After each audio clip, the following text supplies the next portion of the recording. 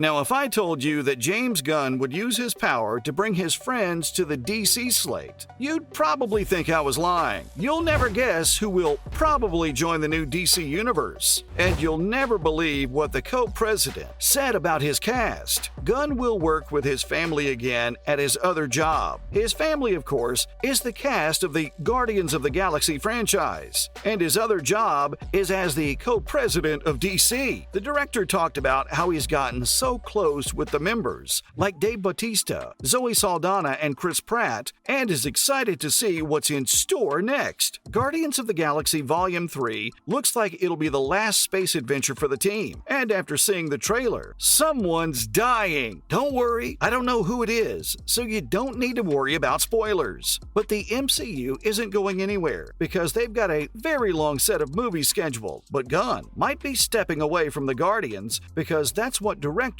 usually do. They shoot a trilogy and pass the torch to someone just as qualified. Plus, he's got to focus on the DCEU now, after all those drastic changes. And get this, he's probably directing a movie or two along the way. This is excluding the Suicide Squad and Peacemaker. What is that? That is an overhead projector. Do you ever use it anymore? No, not really. So why don't you just throw it away? Peacemaker. You must be thinking that this isn't fair and would be considered to be biased towards other stars. Apparently, James doesn't care about that. He's been doing this right under our noses. And you probably didn't even know. Gunn's wife is slowly appearing in every DCEU film. Jennifer Holland plays Amelia Harcourt in The Suicide Squad and Peacemaker. Said they found him in the rubble. They were shocked his heart was still beating. I wasn't certain how safe it was shipping him back here. But if anything, he's shown he's resilient.